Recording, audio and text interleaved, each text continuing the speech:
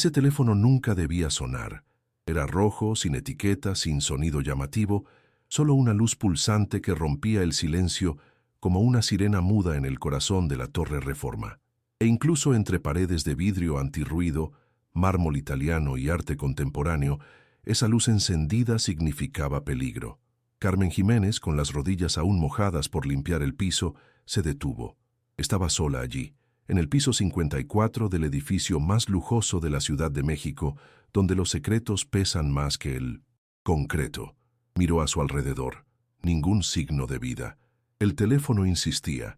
Era el canal de emergencia directa, reservado para los 3 clientes más valiosos de Vázquez Holdings.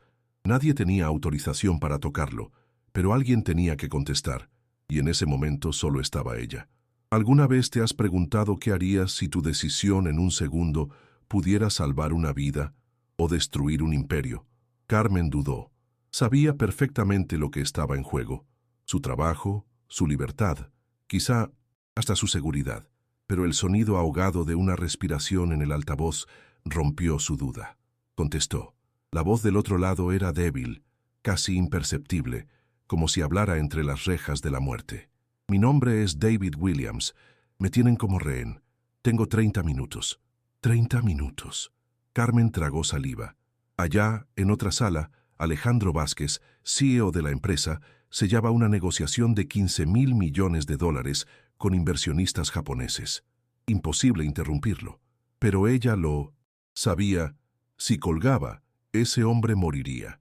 Carmen, la empleada invisible, ahora era el único hilo entre la vida y la muerte de uno de los hombres más poderosos del planeta. Si estás viendo esta historia, comenta desde qué parte de México o del mundo nos estás mirando. ¿Te está gustando? Dale like, suscríbete y cuéntanos qué tipo de historias humanas te gustaría ver aquí. Ahora seguimos con esta historia que podría cambiarlo todo. Alejandro Vázquez era conocido en los pasillos del poder como el fantasma del capital. A sus 38 años, era el tipo de hombre cuya presencia helaba salas enteras, no por agresividad, sino por un silencio que cargaba autoridad. CEO de Vázquez Holdings, dominaba los sectores de energía, bienes raíces e inteligencia artificial con la precisión de un cirujano y la frialdad de un estratega militar. Siempre vestido de negro, con trajes hechos a la medida y una mirada que parecía atravesar las palabras ajenas, era admirado, temido y profundamente solitario. Vivía en la cima de la Torre Reforma, como si hubiera construido ese imperio solo para aislarse del mundo allá abajo. Sus días estaban llenos de reportes, fusiones multimillonarias y decisiones que movían el mercado, pero ninguna que tocara su alma. No confiaba en nadie. Desde la muerte de su padre, Alejandro cultivaba una desconfianza silenciosa que le carcomía los huesos. El viejo Vázquez fue traicionado por su mejor amigo y murió en un accidente de helicóptero que la policía jamás esclareció. Desde entonces, Alejandro desarrolló una obsesión por el control. Todo debía estar calculado, protegido, vigilado. Incluso sus relaciones, raras y breves, eran analizadas como hojas de cálculo de riesgo. No había espacio para la fragilidad.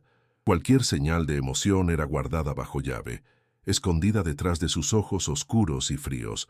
Alejandro aprendió que mostrar sentimientos era dar munición al enemigo, y juró no volver a perder nada por confiar demasiado.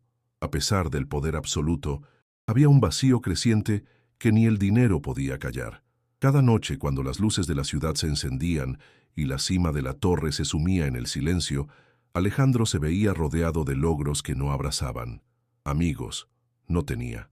Familia, solo le quedaba una hermana distante. Amor, tal vez había olvidado cómo se sentía. A veces, al mirar la ciudad a través de la pared de vidrio, se preguntaba si ese era realmente el precio del éxito o solo el reflejo de una prisión construida con sus propias manos. Pero pronto desviaba el pensamiento, hundiéndose en el trabajo como quien ahoga su propia alma con números. Carmen Jiménez entró en ese universo como quien pisa otro planeta. Usaba un gafete provisional colgado del bolsillo de sus jeans deslavados y cargaba una mochila con trapos y productos de limpieza como si llevara herramientas de guerra. Era invierno en la Ciudad de México y el frío de los pisos superiores de la Torre Reforma no venía solo del aire acondicionado. Era el tipo de frío que congela los gestos humanos. Carmen no hablaba mucho. Cumplía su trabajo con atención y respeto, limpiando rincones que nadie veía, siempre con los audífonos guardados y los ojos atentos. Era su primer día ahí, reemplazando a la señora de limpieza habitual que se había enfermado. Nadie le dio la bienvenida, nadie la notó, y aún así, ella lo vio todo. Fue al final de la tarde, mientras enceraba el piso de un pasillo de vidrio, que Carmen entró por primera vez a la oficina de Alejandro Vázquez, un espacio de diseño minimalista, donde nada parecía haber sido tocado por manos humanas. Caminaba despacio, deslizando el trapo como si temiera manchar el silencio. Al fondo, una pantalla mostraba gráficos en tiempo real, y el cielo gris de la ciudad invadía el ambiente como una pintura sin color. Cuando el teléfono rojo empezó a parpadear, Carmen pensó que era algún tipo de alarma, pero el sonido era diferente, grave, pausado, solitario. Por instinto, se acercó. Sabía que no debía hacerlo, pero algo en esa luz la llamaba. Era como si por un instante toda la torre esperara su decisión. Tocó el aparato como quien toca una herida. Del otro lado, una voz casi apagada susurró un pedido de auxilio. Carmen sintió que el mundo giraba a su alrededor. Aquello no era una broma, era real. Un hombre rico y poderoso, rehén, con minutos contados antes de ser ejecutado. Y ella era la única ahí. Respiró hondo. Intentó correr hacia Alejandro, que estaba en videoconferencia, pero fue ignorada con frialdad. Ni siquiera la miró. Entonces Carmen volvió al teléfono con las manos temblorosas pero el alma firme. Tomó papel, anotó todo, hizo conexiones mentales. No tenía poder, pero tenía coraje. Y en ese instante, Carmen Jiménez, la mujer invisible de la limpieza, se convirtió en la última esperanza de un mundo que nunca la había visto. Mientras Alejandro negociaba con ejecutivos del otro lado del planeta, Carmen apretaba con fuerza la pluma que había encontrado sobre su escritorio. Su respiración era agitada, pero su voz firme. «Dígame qué ve por la ventana», le pidió al hombre secuestrado, intentando localizar el sitio del cautiverio. David Williams describió el sonido de un tren a lo lejos, olor a combustible, ladridos y una pared con grafitis en inglés mal escrito. Carmen escuchaba todo con atención quirúrgica, como le había enseñado su difunto esposo, el policía Rubén. Iba trazando mentalmente la ciudad, cruzando información, patrones y recuerdos. Su mente volaba entre los barrios industriales y los alrededores peligrosos donde las bandas se escondían. Y entonces, con un escalofrío en la espalda, supo dónde estaba. Volvió al pequeño armario donde guardaba el celular escondido, único bien de valor que le quedaba de su vida anterior, y envió un mensaje codificado a un viejo amigo de Rubén, Javier, excompañero de la policía. Él estaba retirado, pero le debía favores. Casa con tanque viejo al lado, cerca de la línea B. Muévete. Urgente. Javier. No respondió. Carmen sabía que él entendería lo que estaba en juego. Volvió al teléfono. Aguante. Lo van a encontrar. Intentaba mantener la calma, aunque su estómago se retorciera. Estaba arriesgando todo, pero rendirse no era una opción. No después de todo lo que había perdido. Aquella voz pidiendo ayuda le recordaba demasiado a su esposo, a sus últimos días tratando de proteger la ciudad. Aquella llamada ahora era su misión. Minutos después, Alejandro terminó su videoconferencia. Carmen intentó explicarse, pero él no quiso escuchar. «Tocaste lo que nadie toca», dijo con una mirada cortante. Estaba furioso. Ordenó que se fuera de inmediato. Carmen, con el rostro rojo y el corazón en llamas, solo bajó la cabeza. No intentó argumentar. Mientras caminaba hacia el elevador, se sintió humillada, pequeña, pero no arrepentida. Afuera, las sirenas de la policía desgarraban el cielo gris. Javier había actuado. Y en una favela cercana a Ecatepec, David Williams fue rescatado con vida. Atado, desnutrido, pero vivo. Cuando preguntó el nombre de quien lo había salvado, solo pudo decir, una mujer, voz tranquila, mexicana. Horas después, Alejandro recibió una llamada del propio David. Estaba llorando. Agradecía por la empleada que lo había escuchado. Ella me salvó. Quiero hablar con ella. Ahora. Alejandro se congeló. Pidió que trajeran la grabación de la llamada de emergencia. Se sentó solo en la sala, presionó play y escuchó. Carmen, con voz firme, guiando todo el proceso. Había usado códigos, analizado pistas, cruzado datos como una verdadera agente. Todo sola. La realidad cayó como un golpe. Casi la había despedido. Casi lo destruía todo por orgullo. Y por primera vez en mucho tiempo, Alejandro Vázquez sintió miedo. Miedo de haber fallado con alguien que merecía ser escuchado. Al día siguiente, los medios estallaban con la noticia del rescate de David Williams. Los reporteros querían saber quién era la heroína anónima. En la sede de Vázquez Holdings, la directiva se reunía para decidir el destino de Carmen. Algunos querían demandarla por violación del protocolo de seguridad internacional. Otros, callados, temían la exposición pública. Alejandro estaba dividido. Su imperio había sido salvado por una mujer a la que jamás habría mirado dos veces. Y ahora, todo en él comenzaba a desmoronarse. No por fuera, sino por dentro. La noticia se esparció como fuego en pasto seco. Una empleada doméstica había salvado al magnate norteamericano. Pero dentro de la torre la realidad era otra.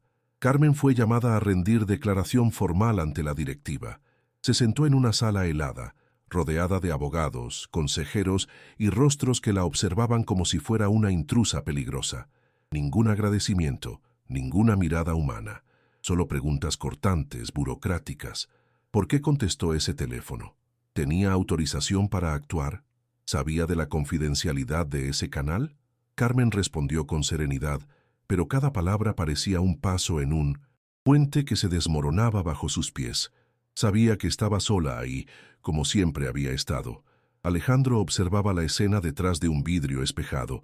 Su rostro estaba tenso. Por fuera seguía siendo el CEO impenetrable.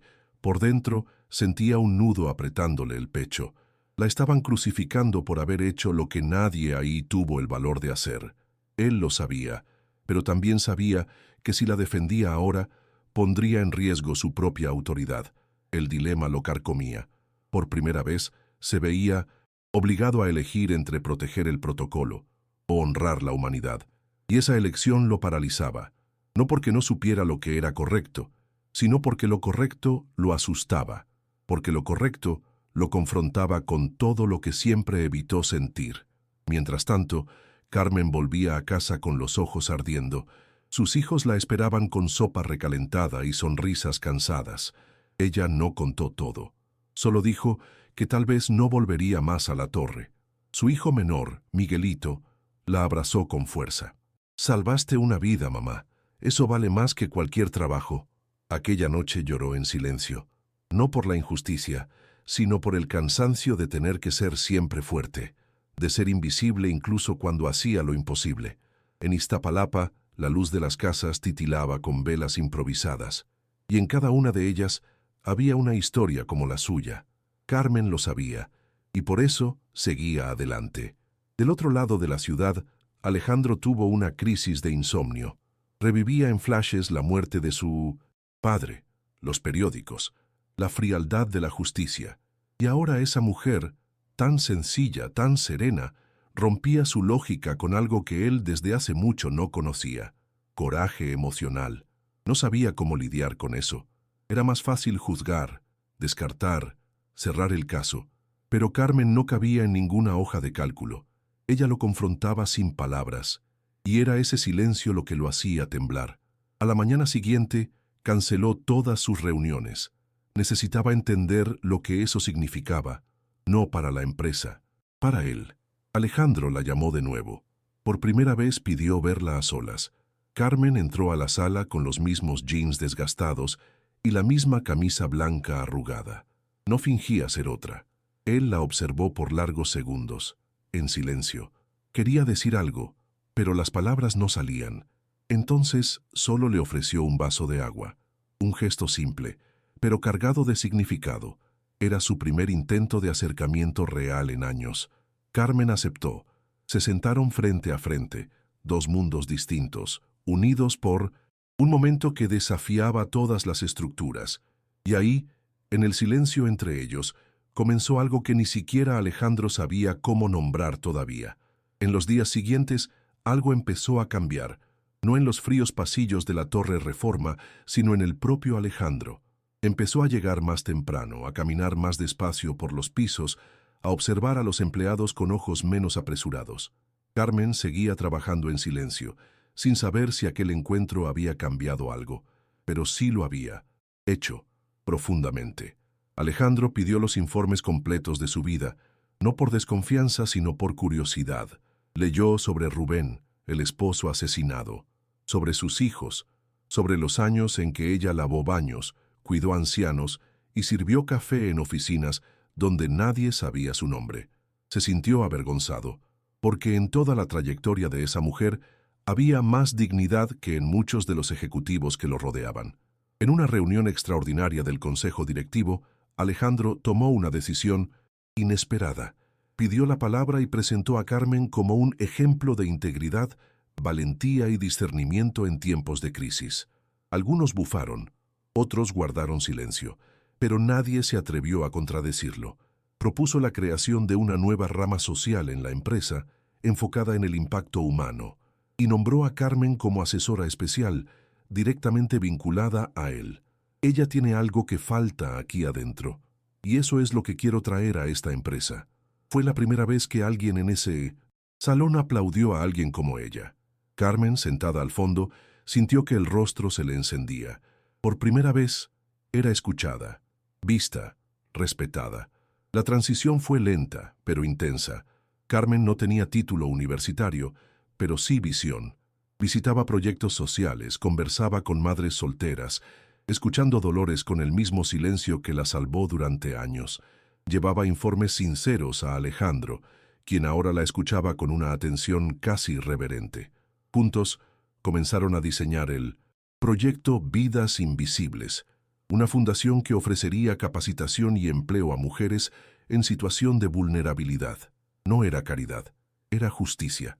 Y Alejandro, por primera vez, se veía haciendo algo que no implicaba ganancias, y aún así, parecía valer más que cualquier contrato. Al mismo tiempo, Carmen empezó a asistir a eventos de la alta sociedad como representante de la empresa. Al principio, se sentía fuera de lugar, pero con el tiempo, su presencia se volvió símbolo de transformación. Ejecutivos la saludaban con respeto, reporteros querían su opinión. Ella seguía siendo la misma, ropa sencilla, cabello recogido, postura firme, pero ahora llevaba en sí una fuerza que atravesaba salones. Alejandro la acompañaba de cerca, observaba cómo las personas cambiaban al escucharla y se preguntaba cómo alguien tan rota por fuera podía estar tan entera por dentro. Empezó a admirarla de una manera nueva, no con deseo, sino con gratitud. Ella le enseñaba a ver, y así, poco a poco, la torre comenzó a respirar. Alejandro modificó políticas internas, implementó programas de inclusión, visitaba comunidades junto a Carmen en silencio, absorbiendo las historias. Un día, al visitar una escuela en Iztapalapa, vio a un niño abrazar a Carmen con lágrimas en los ojos. Era Miguelito. Ese abrazo dolía y sanaba al mismo tiempo, porque ahí, frente a él, estaba la mujer que había salvado su imperio. Sí, pero también su alma. Alejandro no dijo nada. Solo puso la mano sobre el hombro del Sima me siento hacia el niño y sonrió. Por primera vez se sintió humano. El giro llegó en un sobre Manila sin remitente, dejado en la recepción de Vázquez Holdings. Alejandro lo encontró en su escritorio, entre contratos e informes. Lo abrió por curiosidad, sin imaginar que dentro estaría el pasado que había enterrado durante décadas. Eran copias de antiguos expedientes policiales y entre ellos una foto. Rubén Jiménez, el esposo de Carmen, y a su lado, su padre. Alejandro abrió los ojos como platos. En una de las imágenes, Rubén aparecía entregando una memoria USB a don Ernesto Vázquez en una cafetería discreta. Estaba fechada una semana antes de la muerte del patriarca. En el reverso de la foto, solo una frase escrita a mano. El hombre que intentó salvarlo. El mundo de Alejandro se tambaleó. Eso lo cambiaba todo. Durante años, Había creído que nadie había intentado evitar el atentado contra su padre, y ahora descubría que Rubén, el esposo de Carmen, había sido el informante anónimo que trató de alertar sobre la traición interna. Rubén murió por eso. Fue ejecutado por el cártel poco después. Alejandro se encerró en su oficina y lloró como no lo hacía desde la adolescencia. Se sintió avergonzado, pequeño, indigno. Había juzgado, ignorado y casi destruido a la única persona conectada con el hombre que trató de salvar a su padre. La mujer que tanto admiraba era viuda de un héroe olvidado que pagó con su vida por lealtad. Al día siguiente, Alejandro llamó a Carmen para hablar. Ella entró, desconfiada. Él la recibió de pie con los ojos enrojecidos. No dijo nada al principio, solo le entregó el sobre. Carmen hojeó las páginas con lentitud y entonces se detuvo. Sus ojos se llenaron de lágrimas. Las manos le temblaban. Era la primera vez que veía esas imágenes. El pasado volvía como un huracán, pero con una nueva pieza: justicia. Alejandro se acercó y con voz quebrada pidió perdón, no solo por el juicio apresurado, sino por todos los años que ella vivió en el olvido, mientras él construía imperios sobre silencios que jamás cuestionó. Carmen no dijo nada, pero sus ojos, intensos, perdonaban. Desde ese día, algo se alineó entre ellos. No un romance, sino una conexión que iba más allá de la razón. Alejandro empezó a hablar de su padre, de sus culpas, de sus miedos. Carmen lo escuchaba como nadie lo había escuchado antes, y fue ahí donde él entendió. Ella no era solo una pieza en su camino, era el espejo que lo obligaba a verse de verdad. Juntos reabrieron el caso de la muerte de Rubén. Con el apoyo de David Williams y el nuevo prestigio de la fundación, sacaron a la luz pruebas olvidadas, corrompidas, silenciadas. Y Rubén fue, finalmente, reconocido como héroe nacional en un pequeño evento en Iztapalapa, donde todo comenzó. Carmen vestía de negro, pero sonreía por primera vez en años. La justicia, al final, aún podía existir. ¿Te está gustando esta historia? Deja un like y suscríbete al canal. Ahora continuamos con el video. La rueda de prensa fue programada para una mañana gris de jueves, en el auditorio principal de Vázquez Holdings. Cámaras de todo el mundo estaban enfocadas en el escenario. La pauta oficial era el lanzamiento global de la Fundación Vidas Invisibles, pero lo que nadie sabía era que ese día se convertiría en un hito en la historia emocional del México corporativo. Carmen, con pantalón negro y camisa blanca impecable, la misma que un día usó como empleada de limpieza, fue llamada al escenario por Alejandro. Él estaba visiblemente nervioso, un contraste raro para quien solía dominar auditorios con frialdad. Pero ahora, su corazón latía en cada palabra. Frente a periodistas, accionistas y empleados, Alejandro reveló la historia real detrás del rescate de David Williams.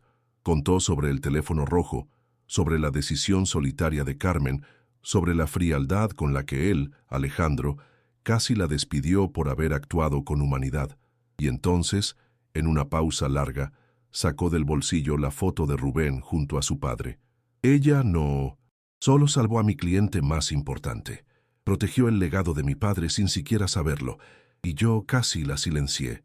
El auditorio entero contuvo la respiración. Alejandro se volvió hacia Carmen, con los ojos llenos de lágrimas, y dijo: «Perdón». Las cámaras captaron el momento exacto en que Alejandro Vázquez lloró en público por primera vez. No era un llanto de debilidad, era liberación. El peso de años de desconfianza, soledad y orgullo se disolvía ahí, frente a todos. Carmen se acercó. Les tomó la mano. Un gesto simple pero devastador en significado. No necesitaba decir nada. Su presencia bastaba. El público, conmovido, se puso de pie en aplausos. No solo por él, sino por ella. Por la mujer que vino de Iztapalapa y enseñó al Imperio Vázquez que la empatía no es debilidad. Es fuerza que sostiene a quienes caen. A continuación, David Williams subió al escenario. Aún con marcas del secuestro, pero con voz firme, declaró: «Si estoy vivo hoy, es por ella. No por sistemas de seguridad, no por inteligencia artificial, sino por humanidad. Carmen, tú eres la heroína de esta era». Le ofreció una medalla simbólica de la Fundación Internacional de Derechos Humanos. Carmen sostuvo el objeto con las manos temblorosas. En la audiencia, sus hijos lloraban. Miguelito apretaba la medalla como si fuera mágica. En ese momento, todas las miradas estaban puestas en ella, y por primera vez no se sintió invisible. Se sintió esencial. La transformación fue definitiva. Con el apoyo de Alejandro y David, la Fundación Vidas Invisibles creció rápidamente, abriendo centros de capacitación en varias regiones de México, comenzando por Iztapalapa. Mujeres antes condenadas a la informalidad ahora aprendían tecnología, contabilidad, idiomas. Madres solteras recibían apoyo psicológico y jurídico. Carmen fue nombrada directora ejecutiva, pero rechazó cualquier cargo de adorno. Quería estar en el suelo, en las calles, donde ocurren los verdaderos dolores. Alejandro, por su parte, empezó a dividir su tiempo entre la oficina y las visitas a las comunidades. Ya no era el fantasma del capital, se convirtió en un rostro humano entre los suyos. Sus empleados empezaron a llamarlo Don Alejandro, no por obligación, sino por respeto. Carmen y sus hijos se mudaron a una casa amplia en Coyoacán, obsequiada por la fundación como reconocimiento. La nueva vida no borraba las cicatrices, pero les daba un nuevo propósito. Miguelito empezó a estudiar programación. La hija mayor, Ana Paula, ingresó a una escuela técnica de enfermería. Y los domingos, la sala de la nueva casa se llenaba de vecinos, antiguos y nuevos, para encuentros comunitarios organizados por Carmen. Ella hacía todo lo posible por mantener latiendo el corazón de la periferia en su nuevo hogar. No quería volverse élite, quería ser puente. Y fue exactamente eso en lo que se convirtió, el lazo entre dos mundos que rara vez se miraban. Alejandro, ahora transformado, creó un nuevo departamento dentro de Vázquez Holdings, el Consejo de Impacto Humano, liderado por Carmen y con poder de veto sobre cualquier decisión que pudiera dañar la dignidad de las personas involucradas. Era una revolución silenciosa, pero profunda, y cada decisión tomada allí era atravesada por la pregunta que Carmen enseñó a formular: ¿esto ayudaría a mi familia si todavía viviera en Iztapalapa? Esa simple pregunta se volvió brújula para ejecutivos, inversionistas y socios. El Imperio Vázquez no había dejado de ser gigante, pero ahora respiraba, y era el aliento de una mujer invisible lo que le daba alma. 2 años después, Carmen Jiménez subía al escenario de la ONU en Nueva York, frente a líderes mundiales y activistas de los 5 continentes. Vestía el mismo estilo sencillo de siempre, una blusa clara, cabello recogido, pero ahora su voz resonaba con autoridad global. Su discurso, traducido simultáneamente a decenas de idiomas, hablaba de valentía silenciosa, de dignidad invisible, de cómo las pequeñas acciones pueden salvar grandes vidas. En la audiencia, Alejandro la observaba en silencio, con los ojos llenos de lágrimas, como un padre orgulloso de algo que ayudó a nacer. Al final de la presentación, aplausos de pie, y en una esquina de la pantalla, una escena sencilla. Una joven empleada doméstica en uno de los centros de la fundación en Oaxaca contesta un nuevo teléfono rojo que comienza a parpadear. La historia vuelve a empezar. Si esta historia te emocionó, deja un corazoncito aquí, abajo. ¿Alguna vez ayudaste a alguien sin pedir nada a cambio? ¿Crees que el amor verdadero puede cambiarlo todo? Like si crees en la bondad. Suscríbete para más historias que devuelven la fe en la humanidad. Comenta. A veces los pequeños gestos cambian vidas para siempre.